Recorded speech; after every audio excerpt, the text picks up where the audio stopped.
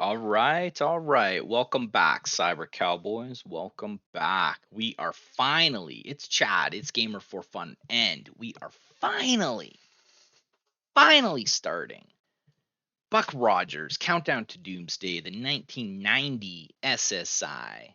I'm throwing TSR in there because they were kind of the granddaddy of it. SSI 1990 Gold Box game. I don't know what more to say about this. I like this game. If you're thinking that I was going to start the Gold Box series at Pools of Radiance and slog through that, like so many other adventurers you probably watched on the YouTube, you are sadly mistaken. This is Gamer for Fun. We're going for the fun. We're going right to the end. We're playing Buck Rogers. All right. Where are we here? Oh, what am I doing? Moving the wrong screen. Okay, here we go. Here we go, friends. There we are. I'm in the right screen. You're looking at the Gold Box companion map in the corner. I haven't started the adventure yet, so this is going to be rough. I've already saved the game. We've built the characters in the previous 97-hour character build episode 0.5. So if you've skipped all that, wise. Welcome aboard. All right, here we go. I think there should be some music at some point, but who knows? In true gamer fashion, I'm reading everything. So let me grab a sip of Tang and let's get to this. All right, after hearing of the bravery of Buck Rogers and the New Earth organization, you've decided to join Neo and fight the Ram Menace that is terrorizing the system. I don't think they actually go in and tell you what the RAM stands for, but it's the Russo-American Mercantile. All right. As new recruits, Neo, as in the New Earth organization, I believe it said, has brought you to the Chicagorg spaceport for orientation. Shortly after you arrive, you are summoned to the lecture hall. You settle into the uncomfortable chairs. Ooh, I'm in an uncomfortable chair. Jeez. Itching to get this done and be off into space. Chitter, the nervous chatter dies down as the room lights fades. See, this font is okay. I'm just not reading it properly. A hologram fills the front of the room as a voice intones, Earth, the cradle of civilization, has been badly battered during the 25th century. It has become the solar system's dumping ground. Earth has? Oh man. Come on, guys. We can do better. Maybe in the 25th century. Why in the 25th century would we use Earth as a dump? I mean, why wouldn't we just ship our garbage to Venus like any like spacefaring nation would? Like, come on, man. It's just gonna get burnt up there anyway. Anyways, but now, thanks to the thousands like you who are willing to put their lives on the line, we can start to remake this planet into the shining jewel it deserves to be.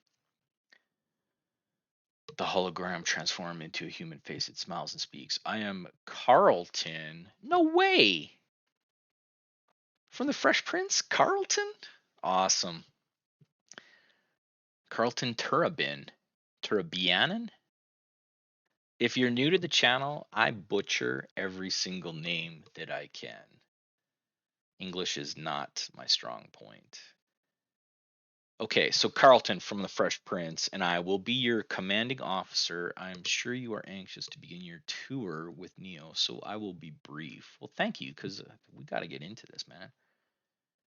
You will be assigned to our secret salvation station and given salvage and patrol missions. Do not despair. Prove yourself adept at your work, and the combat missions will come all too soon.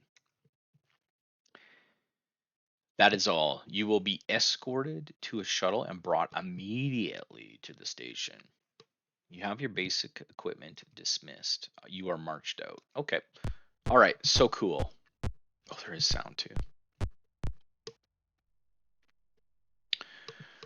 Suddenly, ships scream in low from the north. Pandemonium reigns as the fighters drop their deadly cargo. Ships and control towers collapse in balls of crimson flame. People panic and scatter. Your officers are down, and the other recruits are fleeing to the four winds. You've been thrust headfirst into a raging battle. All right, cool. Okay, so I'm gonna play with the cursors. Occasionally, I'll move the mouse. All right. If you're just joining us in the first episode here, let me go over a couple things if I can. Bust out of the game. Can you see the cursor? Oh, you can. Over here, bottom right, is the Gold Box Companion map. Okay, so this green section right here, this green little triangle, is me, the partay, and the direction I'm facing is the long isosceles end of the triangle, or of the long end of this isosceles triangle, I guess is what I'm trying to say. Again, English not where I'm at. Um, right now I think it's pointing up, being a triangle, it's tough to tell. Okay, up here, if I can, up where the character descriptions, not descriptions, the character portraits and their health bars are. That is awesome. Kind of wish I would have had this. Man, this is all from the Gold Box Companion. This is awesome. So I can basically explore the map. I can unexplore the map. I can do cool stuff with the map. I can hit the editor. I talked about all this in episode 0. I got the journal entries here. If there's passwords, I think there's passwords that I need if I got to put them in. It's probably going to be passwords because that was a copy protection in 1990. And yeah, let's do this. I'm excited to get into this, friends. So I am going to, if you look, you basically look as like search. You spend 10 minutes. You, wow, did not expect that sound. Transports have followed behind, and the Terrans are jumping out and engaging disorganized Neo troops. Some are landing on the main building. Uh-oh. So yeah, look is like search. If I hit view, I view the characters. I can look at their gear. I see I got stuff equipped. This is garbage stuff, but we'll get into that in a second. I can trade, I can join groups of, like, say, ammo, things like that. I can look at the skills. However, last episode I spent so much time looking at skills and stuff. Well, I'll talk about some of the skills in a bit, maybe in a different episode. I can trade stuff. So I pick who I want to trade to. How many credits do I want to give? I want to give 100. Boom. How many credits will you give? 100. 100. And you'll notice it keeps going down. Okay. Then you say 0, and it bails you out. And now, excuse me, friends.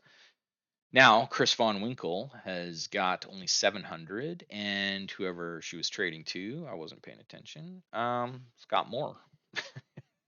Okay, got more. I wanted to go area, because area actually pulls up a little map. You can see that there. If you didn't have the Gold Box Companion, this would be your map, and you'd be like, oh man, that's awesome. It works in some areas. Some areas, like if you're in a new area that you've never experienced before, it's basically going to be like, no, you can't look. An officer is collapsed here, mortally wounded by shrapnel. He coughs weakly and motions you close to him. He whispers, missile controls, main room. Enemy must have cut automatics. Activate the defense. Ah. He convulses once and lies still. All right. Let's do this. The small room contains monitors for fueling tanks. They have all redlined. The fuel stores have been struck in the attack. What? Come on, man. Seriously?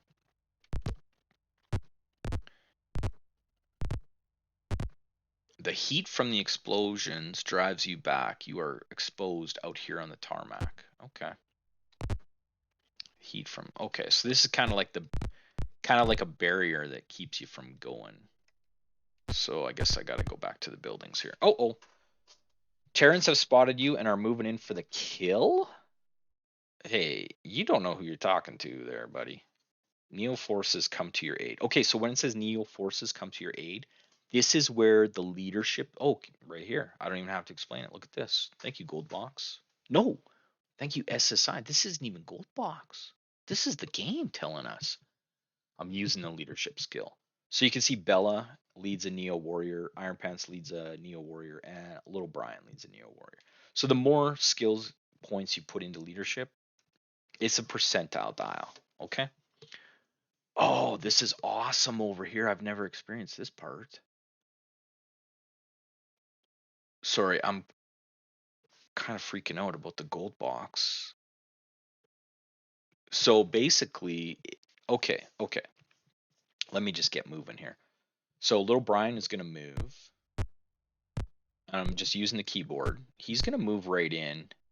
That's so cool. That the like over here on the map here. This tells me where the enemies are. You can see all the combats are kind of on the same grid. Okay. So ooh.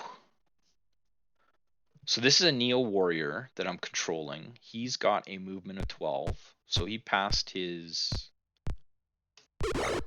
or not even past his 0G, because we're on the ground, aren't we? Okay, so maneuver in 0G is not really having any effect right at the moment. Oh, I don't know if you can see that. You can actually see the amount of hit points they have. So, oh yeah, okay, very cool. You know what? You better get over here and help out. Maybe take some heat off. I don't know if you can hear the sound of combat, but it is crazy sound. And actually, I'm not doing a very good job of explaining combat. So basically, you move the guys around.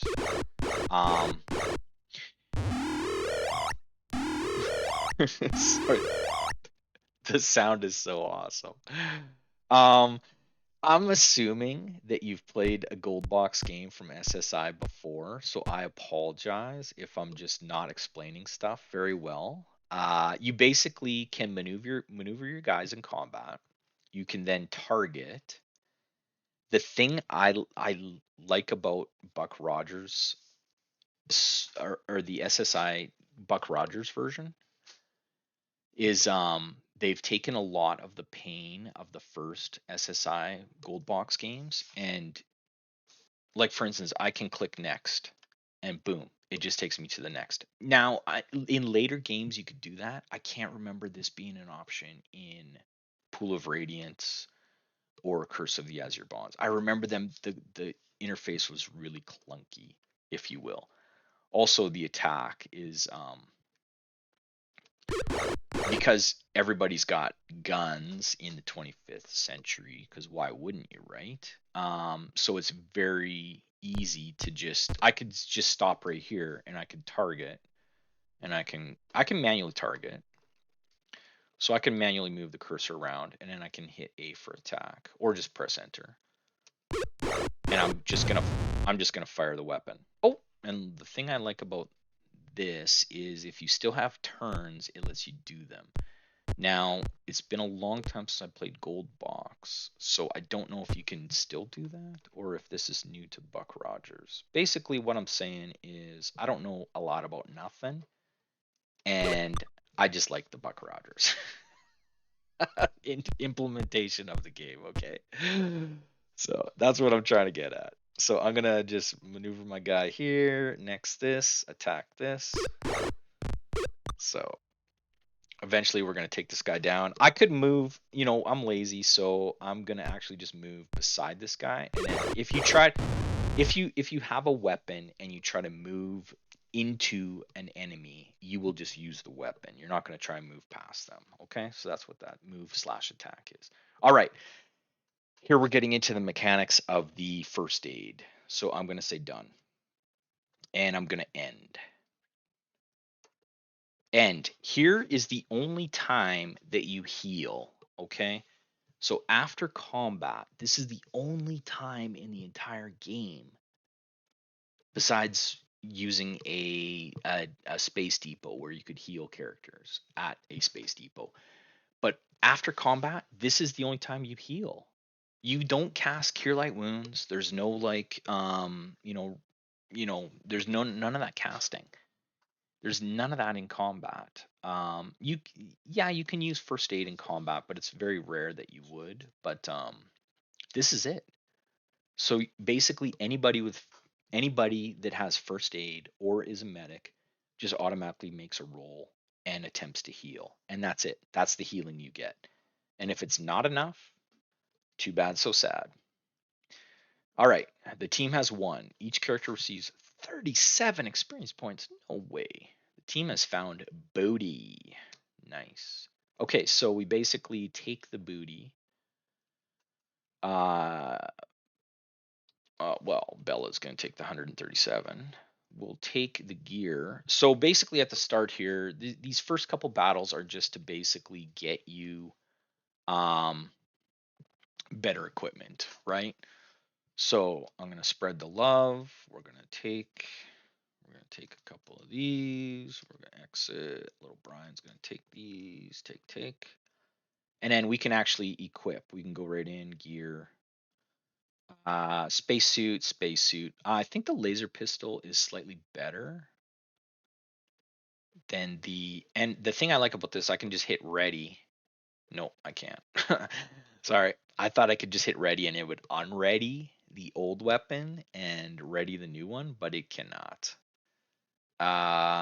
Yeah, sure, let's ready that. Exit that. But the one I was really concerned about making sure that I equipped was the smart suit. The smart suit is so much better than the space suit. Okay. So basically, we're going to run around. We're going to make sure we combat everybody until we actually get everybody in a smart suit. Okay. So that is the plan for this. And you know what? I'm thinking maybe I should just cut this episode here. I think this is a great first taste into the awesomeness of Buck Rogers. I actually, yeah, you know what? I'm actually going to save the game. Oh, one of the things before I get into any of that is the manual highly recommends you use all of these you rotate through, because there's some spots in this game where you get into fights where you cannot win. You can't. You've gone down a path and there's no escape from it. So you have to reload a previous save. The book actually tells you that. So, and of course, any way to quit to DOS, you have to save to quit to DOS. So I'm just going to say no here.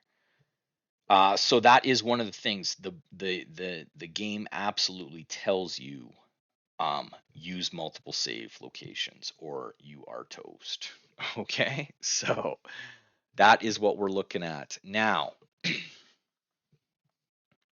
I got to end the episode here, friends. I've had way too many long episodes. I told myself I'd try to keep them under 20 minutes, keep them fresh for you, go a little faster, maybe explain a little less. I don't think that's going to happen, but that's maybe what I got to do. So I'm so looking forward to Buck Rogers, Countdown to Doomsday. I don't want to spoil it, but there's a sequel, and I can't wait to get into the whole series. So, I'm Chad. This is Gamer for Fun. You have yourself a great day, and I'm so excited to be back into this. And Gold Box! We're finally at Gold Box. Take it easy, friends.